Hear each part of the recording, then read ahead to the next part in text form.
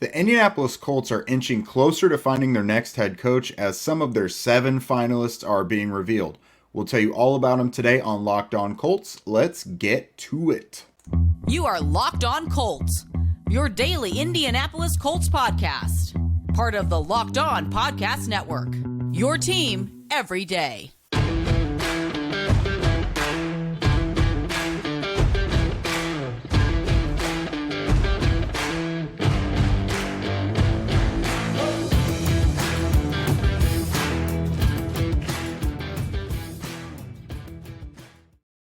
Thank you for tuning in and making us your first listen of the day. This is your daily podcast covering your Indianapolis Colts, part of the Locked On Podcast Network, your team every day. Today's show is presented by PrizePicks, which is daily fantasy made easy. Just pick 2 to 5 players, and if they score more or less than their stat projections, then you can win up to 10 times your money on your entry.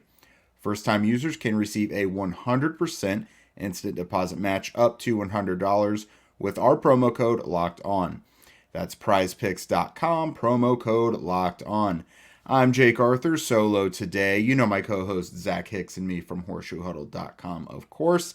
Today we're finally learning more about who the Colts head coaching finalists are. Guys are finally starting to get some second interviews, things like that. So far the guys we know about, Ejiro Evero, Jeff Saturday, Dan Quinn, and Raheem Morris, they are all set, being requested for, or already have done their second interviews this week. Ian Rappaport from NFL Network has been saying this week that this search can, these interviews actually can go into next week.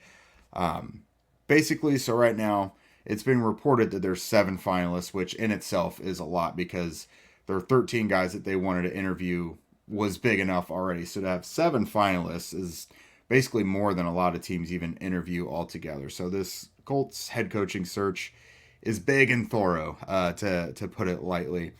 There are a few guys missing from the known candidates, the known finalists that we know so far.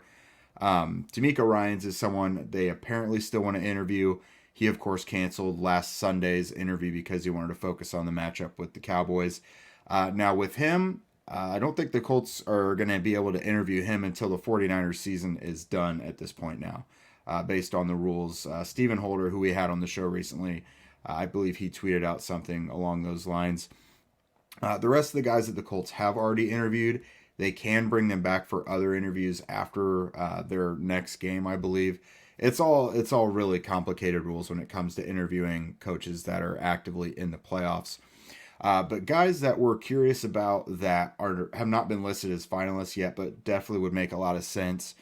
Brian Callahan, the Bengals offensive coordinator, he was asked yesterday if he's been requested for a second interview with the Colts yet. He said he has not, which a little concerning because he's one of Zach and I's top guys. We'd be perfectly fine with him being hired. But at the same time, the Colts could just be waiting. It doesn't mean that they won't bring him back for a second interview. He's still active in the playoffs. Shane Steichen, the offensive coordinator from the Eagles. Now, I believe it was Ben Albright on Twitter said that his interview with the Panthers actually didn't go all too well. So you kind of have to wonder how it went with the Colts. Will the Colts want to bring him back for a second interview?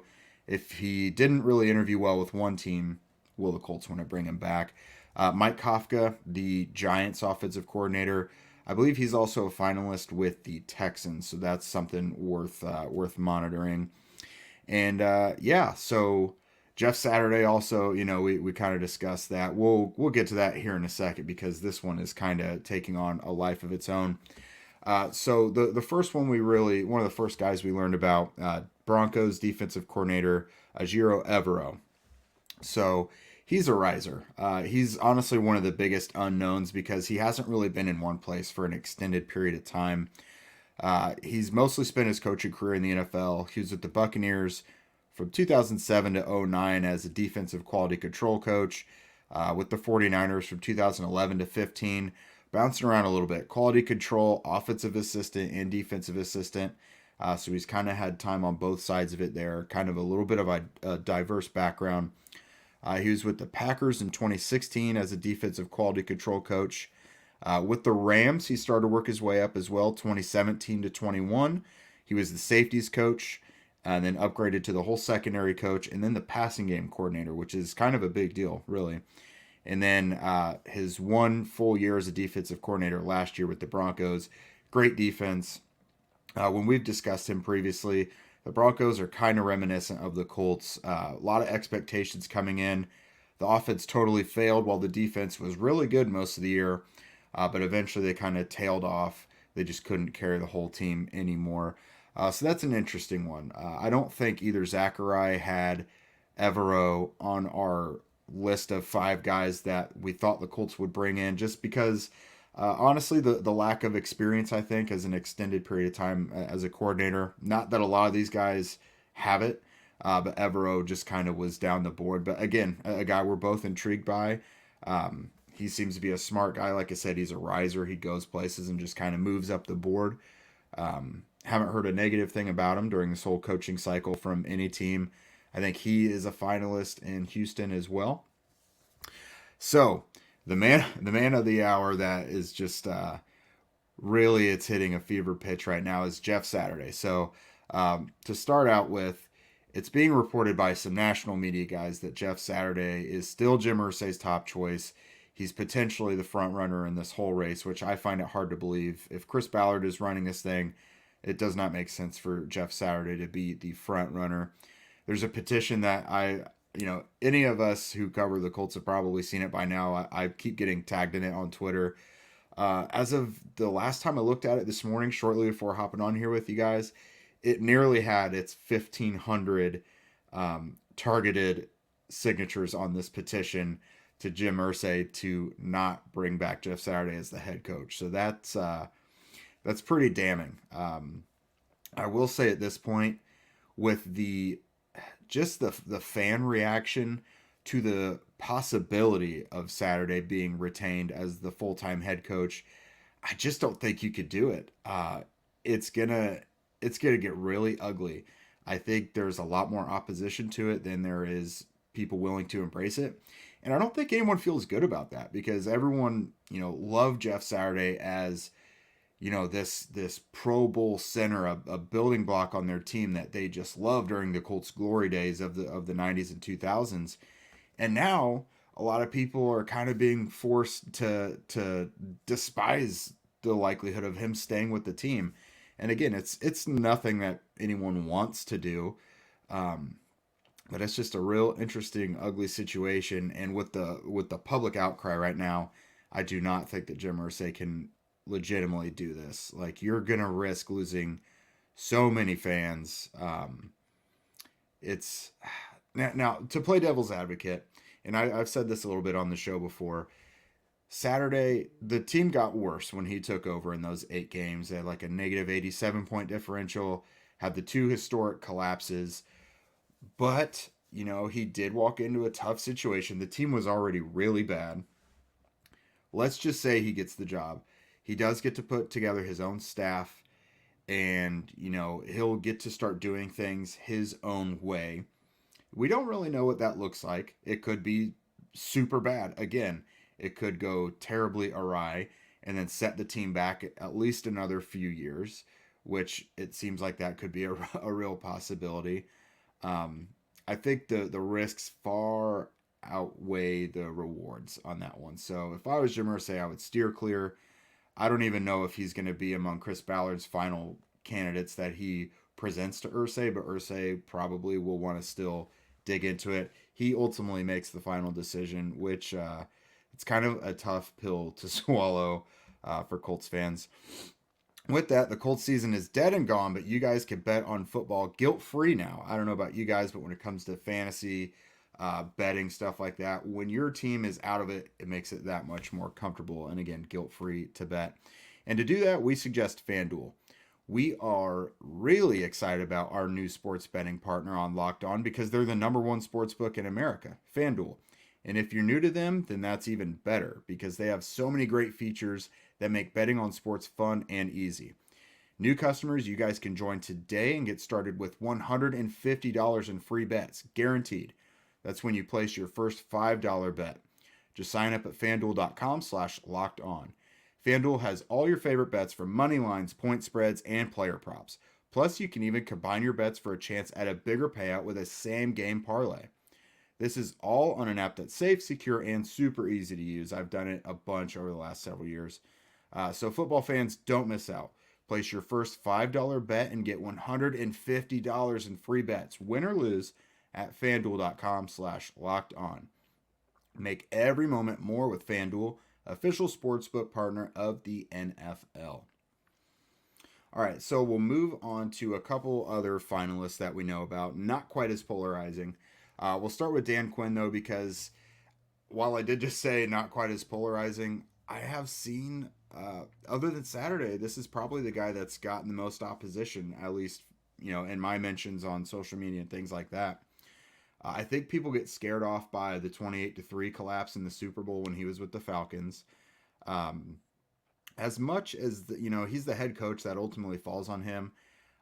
Kyle Shanahan shoulders a lot of that as well, and that's a head coach that anyone would take now on their team. Kyle Shanahan, of course, was the offensive coordinator with the Falcons when that collapse happened. The biggest concern we've had here on the show with Quinn is the potential staff that he would put together. It's not necessarily a bunch of younger, forward-thinking offensive minds like we would hope for. Brian Schottenheimer is a popular name that's been thrown out there. But it's been a few years now since he was the head coach with the Falcons. So just to give him the benefit of the doubt, he's got a lot of connections around the league. So I'm willing to see who would be out there, because you have to pair this new quarterback that you're going to draft in the top 5 with a sharp offensive mind. You just have to. You can't throw him out there with an old curmudgeon offensive coordinator that's set in his ways. This has to be someone who's willing to work with them and tailor their offense to this quarterback's strengths and, ease him into the league, because they're probably going to be starting from day one. So that is definitely one. We did find out when we talked to Marcus Mosher recently for Pro Football Focus. He primarily covers the Cowboys. He did say that Dan Quinn is very good, though, at developing players and getting the most out of them.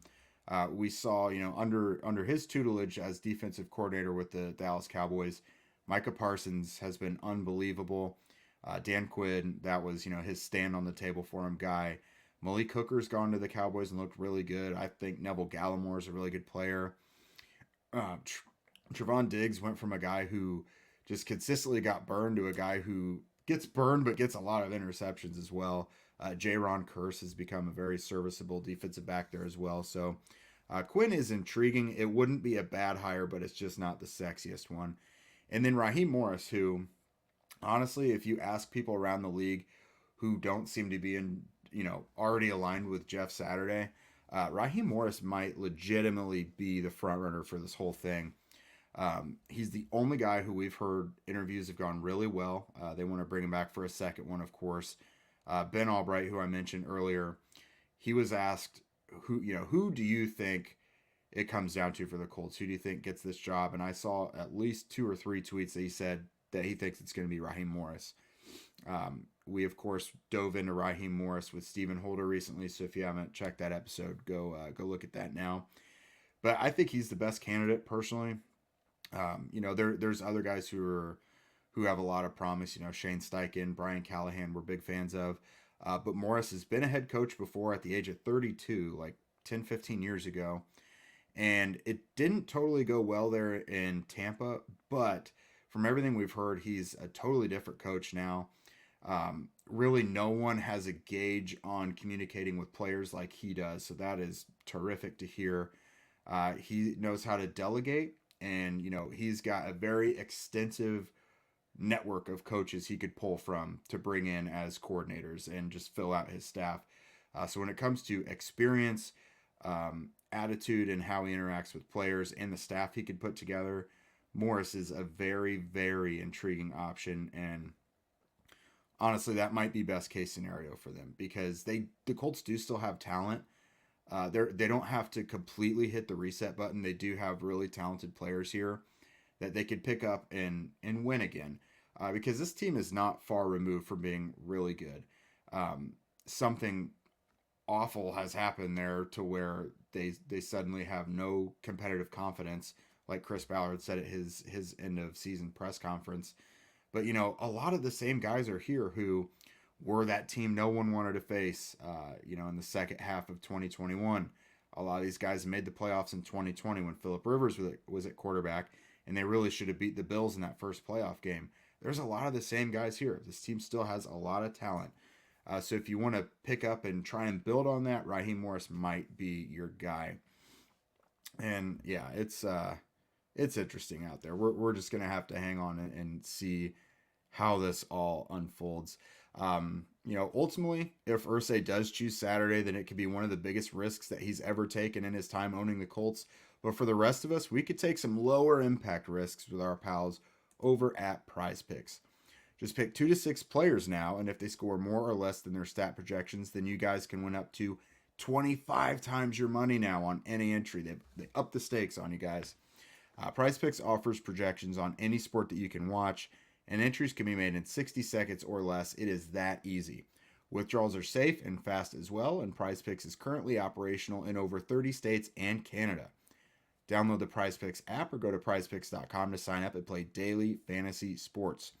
First-time users, you guys can receive a 100% instant deposit match up to $100, if I could speak, with our promo code Locked On. If you deposit $100, PrizePicks will give you $100. If you deposit $50, they'll throw you $50. Don't forget to enter promo code Locked On at sign up for an instant deposit match up to $100. That is it for us, everyone. We'll be back with you tomorrow. Zach will be with me. We'll keep giving you the pulse of this head coaching search. We've been diving into some free agency stuff and quarterbacks as well, so stay tuned with us there. Follow Locked On Colts, Jake Arthur NFL, and Zach Hicks 2 on Twitter. Also subscribe to Locked On Colts on YouTube and wherever you listen to your podcasts. We would also love your ratings and reviews as well. That's how we move up the charts and get more eyes and ears on us. Thank you guys for making us your first listen. Now for your next listen, check out the Locked On NFL podcast. They bring you the local insights that you love from the national spotlight with daily conversations on the biggest NFL stories around. Locked On NFL, available on YouTube and wherever you get your podcasts. We'll see you guys tomorrow.